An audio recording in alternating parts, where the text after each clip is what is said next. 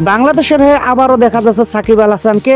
টি-20 থেকে অবসর নেওয়ার পরও আছেন তিনি এশিয়া কাপেও। প্রায় ৮ মাস ধরে আন্তর্জাতিক ক্রিকেট খেলেননি সাকিব আল হাসান। এর মাঝে জাতীয় দল বেশ কিছু সিরিজ খেললেও ব্যর্থ ছিলেন তিনি। সামনে এশিয়া কাপ, যেখানে সাকিবকে খেলতে দেখার সম্ভাবনা নেই বললেই চলে।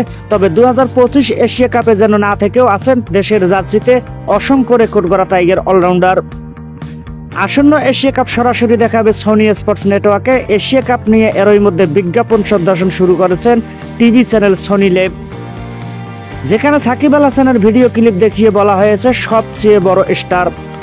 এবারের আসর অনুষ্ঠিত হবে টি-20 সংস্করণে। গত বছর আন্তর্জাতিক টি-20 থেকে অবসর নিয়েছেন সাকিব আল হাসান।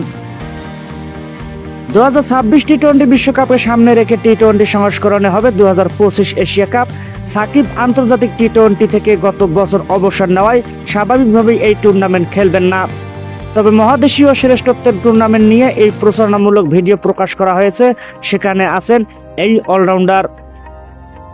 সনি লিভ নিজেদের অফিসিয়াল ফেসবুক পেজে 30 সেকেন্ডের একটি প্রোমো ছেড়েছেন। সেখানে সাকিবের ব্যাটিংয়ের জন্য প্রস্তুত হওয়ার অংশ দেখানো হয়েছে।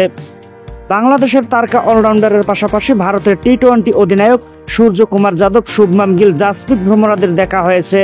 আফগানিস্তানের অলরাউন্ডার রশিদ খানও আছেন সেই প্রোমোতে।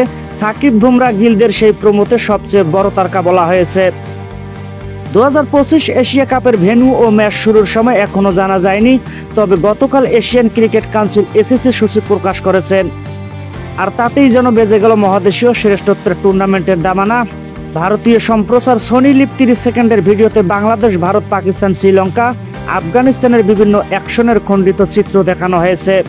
বাংলাদেশ, ভারত, ভারত, পাকিস্তান, পাকিস্তান, আফগানিস্তান এই 3টি ম্যাচকে টুর্নামেন্টের সবচেয়ে বড় ম্যাচ বলা হয়েছে।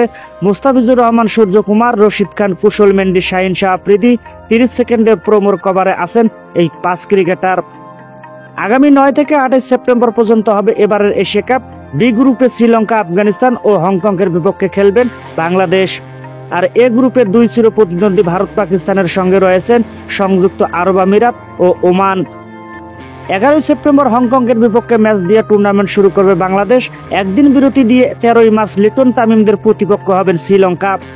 গ্রুপ পর্বে বাংলাদেশ শেষ ম্যাচ খেলবে 16 সেপ্টেম্বর আফগানিস্তানের বিপক্ষে।